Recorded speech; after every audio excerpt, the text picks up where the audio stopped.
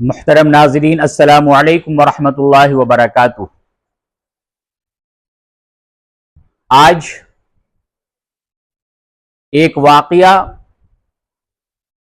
میں بیان کرنے جا رہا ہوں جن میں آپ 5 چیزوں کا ذکر سنیں گے۔ وہ 5 چیزیں جو اگر انسان کی زندگی میں، انسان کے گھر میں اگر وہ 5 چیزیں پائی جاتی ہوں تو انسان کبھی خوشحال نہیں رہ سکتا، ہمیشہ وہ پریشان حال ہوگا، ہمیشہ وہ تنگ دست ہوگا اور اللہ کی نظروں سے وہ شخص گرا ہوا ہوگا، اللہ کی نظروں سے ایسا شخص دور ہوگا۔ سب سے پہلی چیز جو اللہ تبارک و تعالی کے نزدیک پاکی، صفائی اور طہارت، یہ بہت ہی محبوب اور پسندیدہ چیز ہے۔ انسان کی زندگی پاک ہو، صاف ہو، وہ جس معاشرے میں رہتا ہے وہ معاشرہ صاف ستھرا ہو، پاک ہو، تو پھر انسان کی زندگی لطف سے بھری ہوئی رہتی ہے۔ اللہ تبارک و تعالی کی مہربانی ایسے انسان کے اوپر ہر وقت ہوتی رہتی ہے۔ ایک واقعہ ہے کہ ایک شخص ایک جگہ پہ بیٹھا ہوا زار و قطار رو رہا تھا اور اپنے آپ کو لعنت ملامت کر رہا تھا، یہاں تک کہ اسی اثنا میں، اسی درمیان میں ایک اللہ والے، ایک بزرگ کا وہاں سے گزر ہوتا ہے اور اس شخص کو روتے ہوئے دیکھ کر کے وہ اسے دریافت کرتے ہیں کہ کیا وجہ ہے، تم کیوں رو رہے ہو؟ تو وہ شخص روتے ہوئے کہتا ہے کہ میں ایک ایسا بدنصیب شخص ہوں جس کو ہر طرف سے غربت نے، فقر و فاقہ نے گھیر رکھا ہے۔ کوئی بھی شخص ہم سے اخلاق سے پیش نہیں آتا، معاشرے کے اندر ہماری کوئی عزت نہیں ہے، کوئی بھی چھوٹا ہو یا بڑا ہو مجھے دھتکارتا ہے، اپنے پاس نہیں بیٹھنے دیتا، اپنے قریب نہیں بیٹھنے دیتا، لوگوں نے ہم کو اپنی نظروں سے بالکل ہی گرا رکھا ہے۔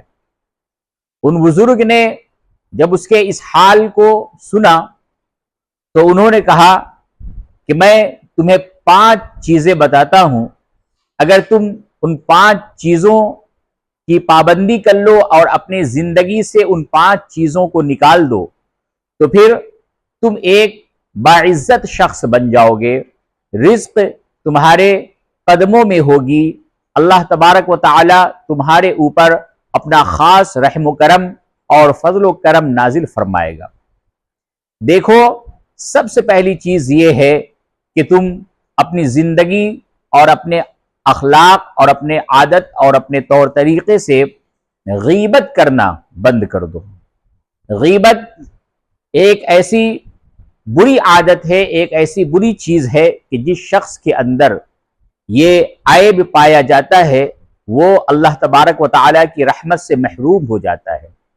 رزق کے دروازے ایسے شخص کے اوپر بند کر دیے جاتے ہیں، اس لیے کبھی کسی کی غیبت مت کرنا۔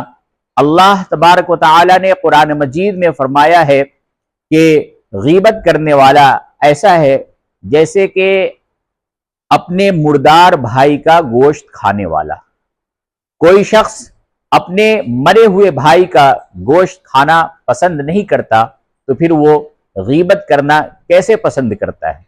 اس لیے کبھی بھی تم کسی کی غیبت مت کرنا، اور جو شخص کے لوگوں کی غیبت میں مشغول ہو اس کے پاس مت جانا، اس کے ساتھ نہ بیٹھنا، ایسے لوگوں سے دوری اختیار کرو، تو غیبت کبھی مت کرنا۔ دوسری بات جو وہ بزرگ نے اس کو تلقین کی وہ یہ تھی کہ دیکھو، جھوٹ کبھی مت بولنا، کیونکہ قرآن کریم میں اللہ تبارک و تعالی ارشاد فرماتا ہے لعنت اللہ علی الکاذبین، جھوٹے پر اللہ تبارک و تعالیٰ کی لعنت ہے۔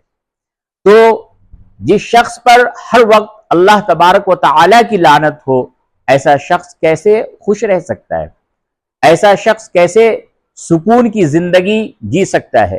ایسے شخص کے معاشرے میں لوگ کیسے ایسے شخص کی عزت کریں گے؟ ایسا شخص تو ہر وقت اللہ تبارک و تعالیٰ کی لعنت کا شکار رہتا ہے۔ تو دوسری چیز ان بزرگ نے یہ کہا کہ کبھی جھوٹ مت بولنا۔ پہلی چیز یہ بتائی کہ غیبت مت کرنا، اور دوسری چیز یہ کہ کبھی جھوٹ مت بولنا۔ محترم دوستو، اب آپ یہ سننا پسند کریں گے کہ ان بزرگ نے اسے تیسری چیز کیا بتائی۔ تیسری چیز انہوں نے بتائی بے حیائی، کہ بے حیائی کے کاموں سے ہمیشہ دور رہنا۔ بے حیائی، بے غیرتی ایک ایسی چیز ہے کہ اللہ تبارک و تعالیٰ نے بے حیائی کا مرتکب ہونے کی وجہ سے قوم لوط کو نیست و نابود کر دیا، کیونکہ وہ لوگ ہمیشہ بے حیائی میں مبتلا تھے۔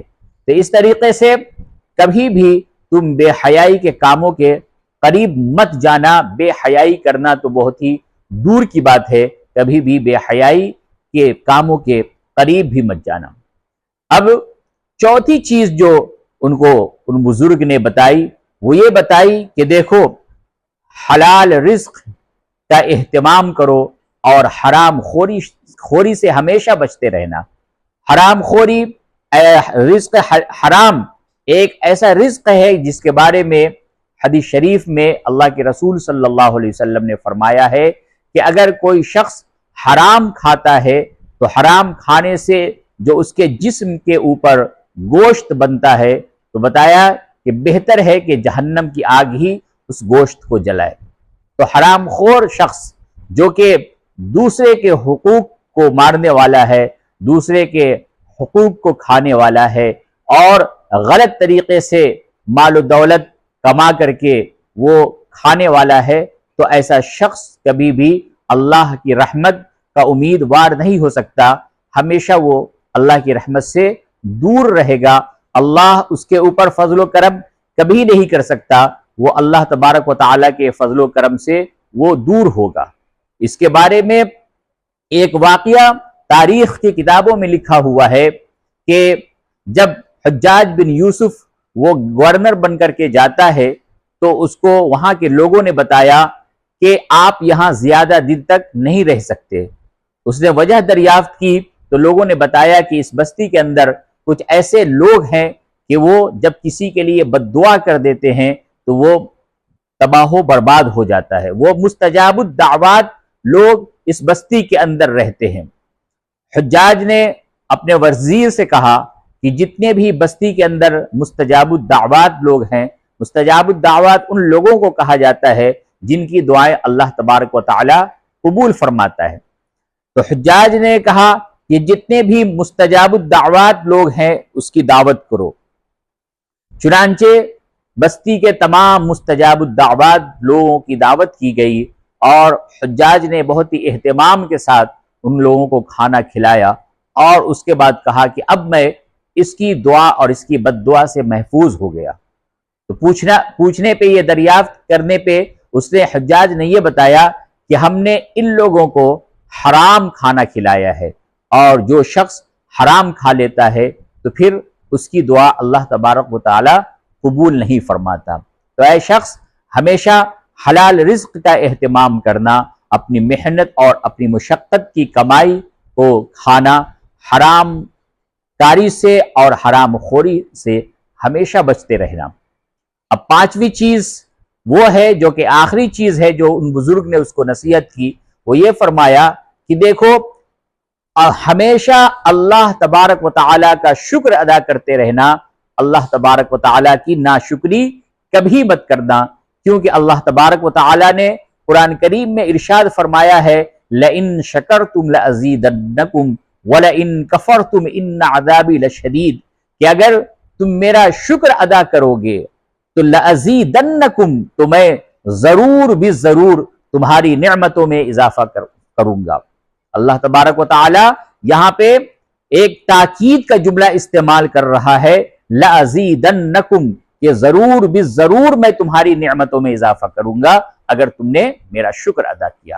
اور وَلَئِن كَفَرْتُمْ إِنَّ عَذَابِي لَشَدِيدٌ، اور اگر تم نے میری ناشکری کی تو میرا عذاب بہت ہی سخت ہے۔ اللہ تبارک و تعالیٰ کی ناشکری کبھی مت کرو، جو کچھ تمہیں میسر ہو اس چیز پہ اللہ تبارک و تعالیٰ کا شکر ادا کرو، کبھی ناشکری مت کرنا۔